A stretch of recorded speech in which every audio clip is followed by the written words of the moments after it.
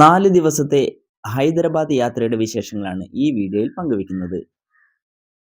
Vadakara Sreenarayana higher secondary സ്കൂളിലെ +2 science commerce പഠിക്കുന്ന 85 വിദ്യാർത്ഥികളും 10 അധ്യാപകരും ഉൾപ്പെടുന്നതാണ് യാത്രാ സംഘം.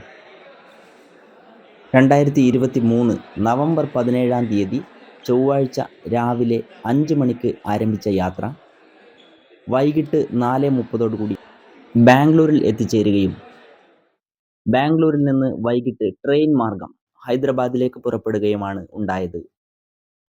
ഹൈദരാബാദ് മെയിൻ റെയിൽവേ സ്റ്റേഷനടുത്തുള്ള സായ് പ്രകാശ് 3 സ്റ്റാർ ഹോട്ടലിലാണ് ഞങ്ങൾ തങ്ങിയത്.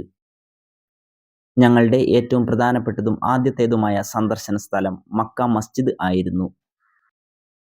ഇന്ത്യയിലെ തന്നെ ഏറ്റവും പഴക്കം ചെന്ന പള്ളിയാണ് മക്ക മസ്ജിദ്.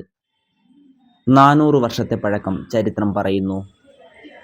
ഇവിടം ഭരിച്ചിരുന്ന കുത്തബ് ഷാ ഡൈനാസ്റ്റിയുടെ ഭരണാധികാരികളുടെ ശവകുടീരങ്ങളാണ് ഈ കാണുന്നത്. മക്കയിൽ നിന്നും മണൽ കൊണ്ടുവന്നാണ് ഇതിൻ്റെ നിർമ്മാണം പൂർത്തിയാക്കിയത് എന്ന് പറയപ്പെടുന്നു. അതിനാലാണ് മക്ക മസ്ജിദ് എന്ന പേര് വീണത്. കുത്തബ് ഷാ ഡൈനാസ്റ്റിയുടെ 5ാമത്തെ ഭരണാധികാരി മുഹമ്മദ് ഖുലി കുത്തബ് ഷാ ആണ് പ്രധാനമായും ഇതിൻ്റെ പണി പൂർത്തീകരിച്ചത്. 8000-ൽ പരം തൊഴിലാളികൾ ഇതിൻ്റെ നിർമ്മാണത്തിൽ പങ്കുചേർന്നുവെന്ന് ചരിത്രം പറയുന്നു.